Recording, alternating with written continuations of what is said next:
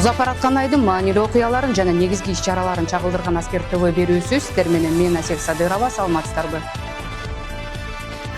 Бүгүнкү күндө учкучсуз авиациялык комплекстер, чалгындоо жана байкоо каражаттары, жогорку тактыктагы коргонуу системалары алынып, куралдуу күчтөр биринчи жолу кеңири технологиялык мүмкүнчүлүккө ээ болууда.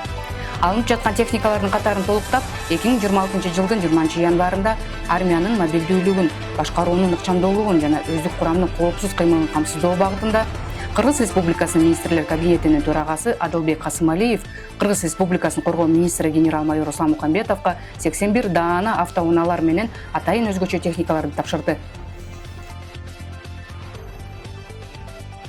Тилүү реформанын алкагында ар бир аскер бөлүккө заманбап техникаларды киргизип атабыз.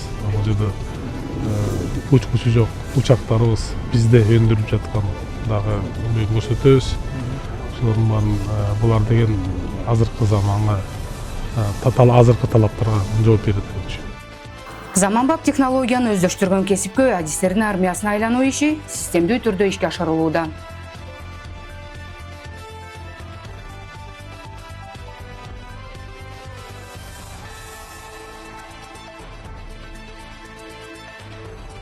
Жылдын 22-январында Кыргыз Республикасынын куралдуу күчтөрүнүн көчүрмөн даярдоо борборунда өздүк курамдын арасында укук бузууларды жана суицидтерди алдын алуу темасында ведомстволор аралык тегерек стол өткөрүлдү. Иш-чара Кыргыз Республикасынын куралдуу күчтөрүнүн генералдык штабынын башчысы, коргоо министринин биринчи орун басары полковник Тарел Отонбаевдин жетекчилиги алдында өтүп, ага коргоо министрлигинин, УКМКнын чек ара кызматынын, Ички иштер министрлигинин, ички аскерлеринин, жаза аткаруу мамлекеттик кызматынын, агартуу, илим, жогорку билим берүү жана инновациялар министрлигинин, маданият, маалымат жана жаштар саясаты министрлигинин, аскер прокуратурасынын, УКМКнын ички коопсуздук башкы башкармалыгынын, республикалык жоокерлер энелери комитетинин, Кыргызстан мусулмандардын дин башкармалыгынын, ошондой эле Кыргыз улуттук университетинин, Бишкек мамлекеттик университетинин, Кыргыз Россия славян университетинин профессордук окутуучулук курамынын жана бир катар коомдук уюмдарынын өкүлдөрү катышты.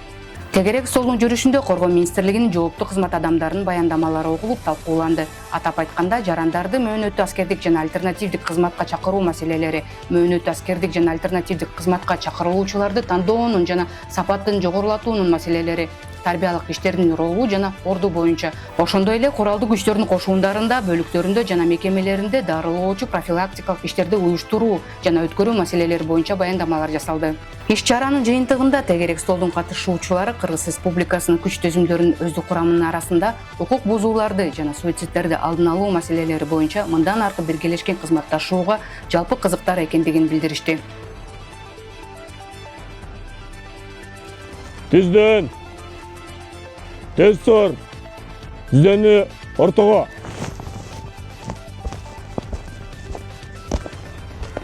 Саламатсыңарбы, жолдоштор?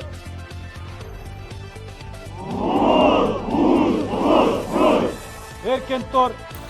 Коргоо министрлигине караштуу Скорпион атайын багыттагы бригадасы куралдуу күчтөрдө жүргүзүлүп жаткан соңку заманбап реформалардын жандуу мисалы. Бул бөлүк бүгүн жогорку даярдыктагы көп функционалдуу жана технологиялык мүмкүнчүлүктөрү кең аскердик түзүм катары өнүгүп жатат. Бүгүн биз Скорпион атайын багыттагы бригадасында иш алып барабыз. Биз менен биргеликте Улуттук телерадио корпорациясынын Ала Тоо 24 телеканалынын чыгармачылык иштөө иштемекчи. Ал эми өздүк курамдын күнүмдүк иш тартиби менен Кыргыз Республикасынын куралдуу күчтөрүнүн генералдык штабынын башчысы, коргоо министринин биринчи орун басары тааныштырмакчы. Чалгындоо, көзөмөл, сокку уруучу жана байланыштык тапшырмаларды аткаруу үчүн бул бөлүктө учкучсуз аппараттарды колдонуу өзүнчө багыт катары калыптанган. Алардын алды практикалык сыноодон дагы ийгиликтүү өтүштү. Ошондой эле жаңы куралдар менен камсыз болду бул аскер бөлүк. Тактап айтсак, ошол учкучсуз аппараттар менен камсыздалды. Ошондой эле ошол бөлүкчөлөрдү түптөдүк. Андан тышкары снайпердик топтор түзүлгөн, дагы башка түзүмдөр. Бул эмнеден келип чыккан?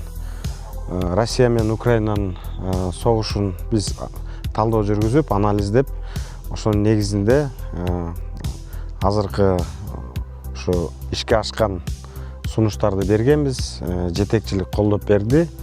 Ошонун негизинде мына бүгүнкү күндө биз буну уже толук кандуу ишке ашырып, азыр көргөзгөнгө даярбыз. Кандай гана мыкты мүнөздөмөгө ээ болбосун, техника өзү эле жыйынтык бербейт. Аны колдонгон адам негизги фактор. Ошондуктан Коргоо министрлигинде аскер кызматчыларын даярдоонун стандарттары кайра каралып, жаңы заман талабына ылайык машыгуу сабактары киргизилген.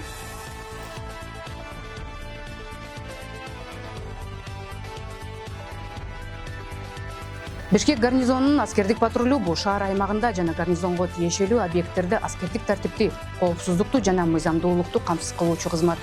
Бишкек гарнизону боюнча патруль башчыларынын кызматы Кыргыз Республикасынын президентинин 2022 жылдын 28 декабрындагы номер 413 Кыргыз Республикасынын куралдуу күчтөрүнүн, башка аскердик түзүлүштөрүнүн жана мыйзам менен аскердик кызмат каралган мамлекеттик органдарынын аскер кызматчыларынын аскер кийим формасын кийүүнүн, айырмалоочу белгилерди жана жабдыктарды тагынуусунун бирдиктүү эрежелерин бекитүү жөнүндө жарлыгына ылайык жана Кыргыз Республикасынын куралдуу күчтөрүнүн жалпы аскердик уставынын талаптарынын негизинде уюштурулат. Бишкек гарнизону боюнча патруль башчыларынын кызмат өтөөсүн уюштуруу максатында гарнизондун кошундарынан күн сайын 2 офицер патруль башчылары катары тартылат. Дайындалган патруль башчылары бекитилген 10 маршрут аркылуу куралдуу күчтөрдүн жана башка аскердик түзүлүштөрдүн, ошондой эле мыйзам менен аскердик кызмат каралган мамлекеттик органдардын аскер кызматчылары тарабынан коомдук тартипти, аскердик кийимдин кийүүнүн эрежелерин сактоо жана саптык уставдын талаптарын сакталуусун көзөмөлгө алышат.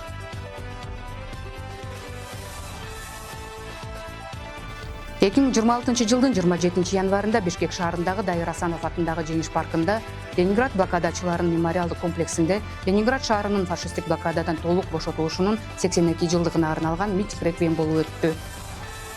Иш-чарага курман болгондорду эскерип, блокада учурундагы Ленинград шаарынын тургундарынын жана коргоочуларынын эрдигине таазим кылуу үчүн мамлекеттик бийлик жана жергиликтүү өз алынча башкаруу органдарынын өкүлдөрү, Кыргыз Республикасынын Коргоо министрлигинин өкүлдөрү, дипломатиялык корпус, коомдук уюмдар, куралдуу күчтөрдүн ардагерлери, Ленинград блокадачылары, Кыргыз улуттук аскер лицейинин мураскерлери катышты. Иш-чаранын жүрүшүндө катышуучулар курман болгондордун элесин 1 мүнөт унчукпай туруу менен эскеришти.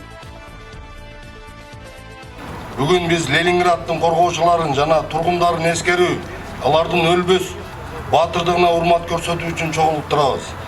Бул жылы Ленинграддын фашисттик блокададан толук бошотулганына 82 жыл толууда. 900 күнгө созулган блокада учурунда шаар ачарчылыкта суукка жана тынымсыз аткылоолорго баш ийген эмес. Ленинграддын коргоочулары менен тургундарынын кайратмандыгы, чыдамкайлыгы жана мекенге берилгендиги адамзат тарыхындагы улуу эркиндиктин символу болуп калды. Иш-чаранын катышуучулары Ленинград блокадасындагы шаар тургундарынын кайраттуулугун, туруктуулугун жана өз жанын аябаган эрдигин белгилеп, алардын фашизмди жеңүүдөгү баа жетки салымын жана тарыхый чындыкты келечек муундарга сактап калуунун маанилүүлүгүн баса белгилешти. Соңку айдын негизги жаңылыктары мына ушулар болду. Сиздер менен кайрадан көрүшкөнчө саламатта туруңуздар.